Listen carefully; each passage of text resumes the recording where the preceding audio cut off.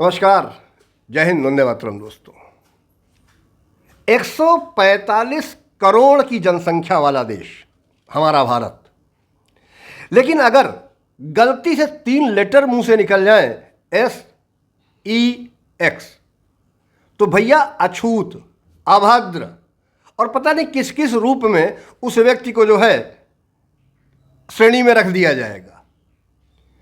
भाई एक बात बताओ, ये 145 करोड़ की जनसंख्या फूलों की टोकरी में, बाग बगीचे से, अस्पताल से ऐसे तो नहीं आ गई ना?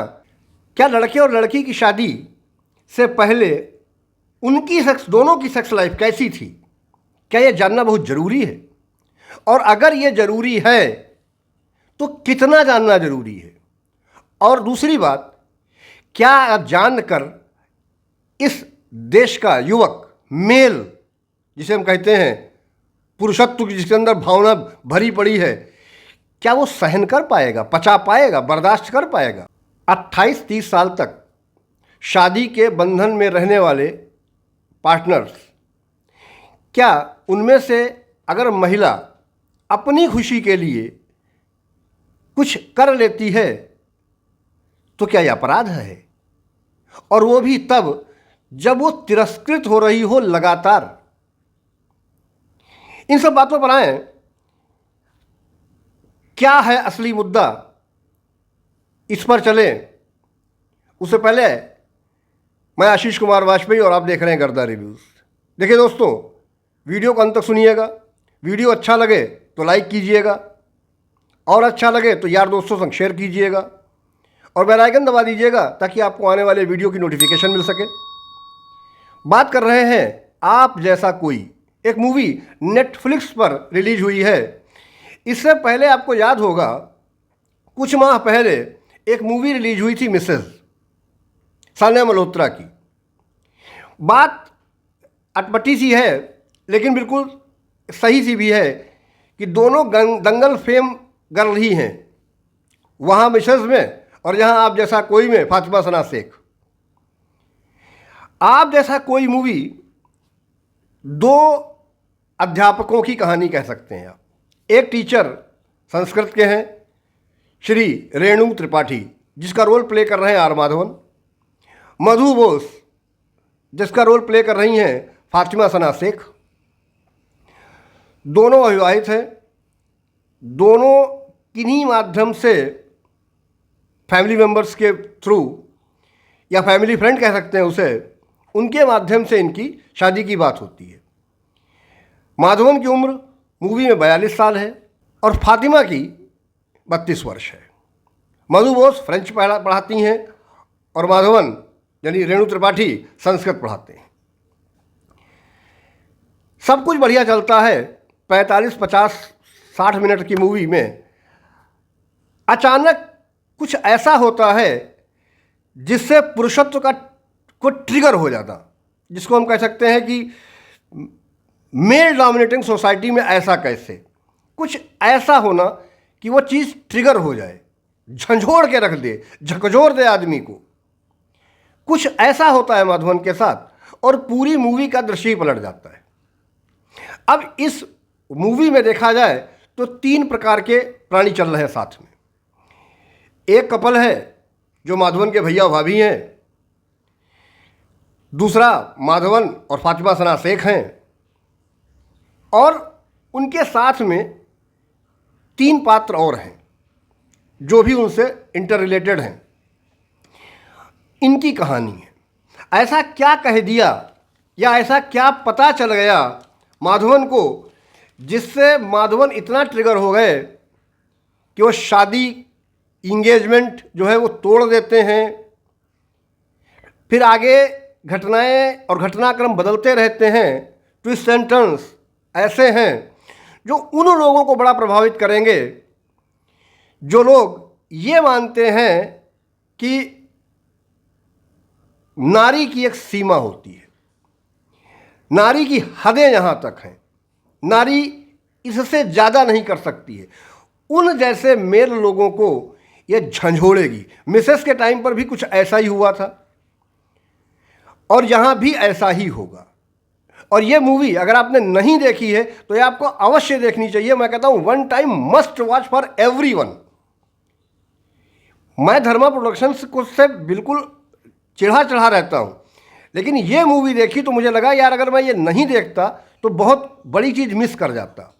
ये मूवी वास्तविकता में कई मायनों से डिफरेंट है।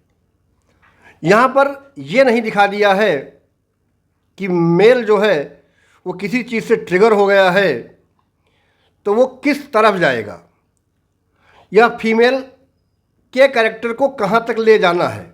हाँ, कुछ कमियाँ जैसी हैं, जैसे कुछ पात्रों की कहानी छोटी छोटी सी रह गई, उन्हें थोड़ा अगर बड़ा कर देते।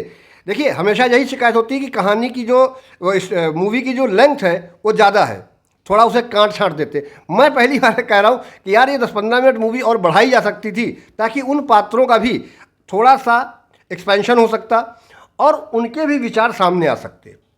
केमिस्ट्री देखने वाली है आयशा रजा मिश्रा और मनीष चौधरी की, पति पत्नी हैं दोनों। मनीष चौधरी अपनी पत्नी को गैया, मूर्ख, कई लोगों के सामने कह सकते हैं कि चाय में इलायची नहीं है, चाय में इलायची कम है। यार एक जगह पर आयशा रजा मिश्रा कहती हैं कि अगर 10 लोगों के बीच में मैं कह दूं आपसे कि आप भुक्खड़ हो, कैसा लगेगा? क्योंकि जो मनीष चौधरी वो ये कहते हैं कि भाई ये मैंने मजाक किया। अरे मजाक यार, मजाक 10 लोगों के बीच में अपनी ही पत्नी का, और वो भी इस तरीके से कि तुम गैया हो, मूर्ख हो, तुम्हारा काम में मन नहीं लगता है, तुम्हारा मन कहीं और लगता है, तुम अपने को जरा उलझाओ, चीज़ों को समेटो, अपनी बच्ची पर ध्यान दो, अपनी बेटी को ध्यान दो।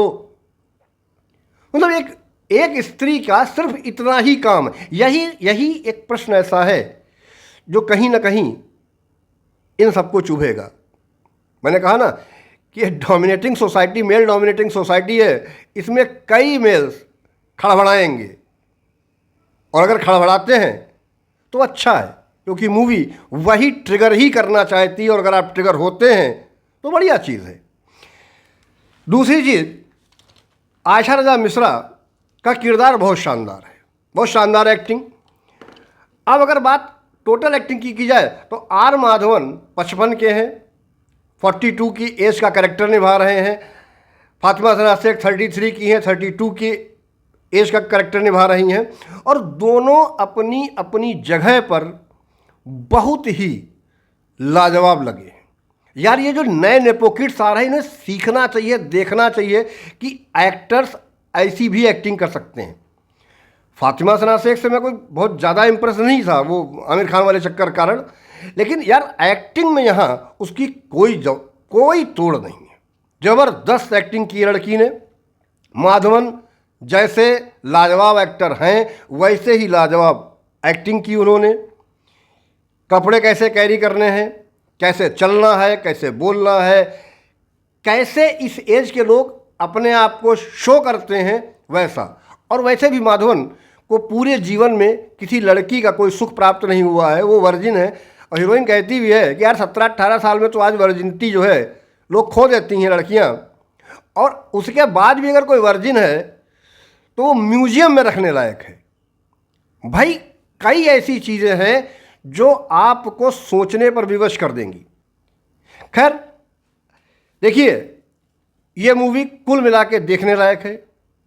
बहुत ज़बरदस्त रोमांटिक लव स्टोरी कह सकते हैं एक तरीके से। शानदार फैमिली ड्रामा है। बाकी बवाल जितना है उतना मैंने आपको बताया कि ट्रिगर होंगे ही होंगे लोग। पीछे जो उसके म्यूज़िक है, जो गाने बज रहे हैं, वो भी वास्तविकता में मैच करते हैं कहानी के साथ। एक सबसे बढ़िया चीज़, बंगाली परिवार है, जमशेदपुर और कलकत्ता के बीच की कहानी है, सब कुछ बहुत बढ़िया है, लाजवाब है। 2 घंटे से कम का रन टाइम है, और कतई आप बोर नहीं होंगे, पहली बात। दूसरी बात, अगर आपसे मिस हो रही है तो डोंट मिस इट, ज़रूर देखिए। वन टाइम मस्ट वॉच है।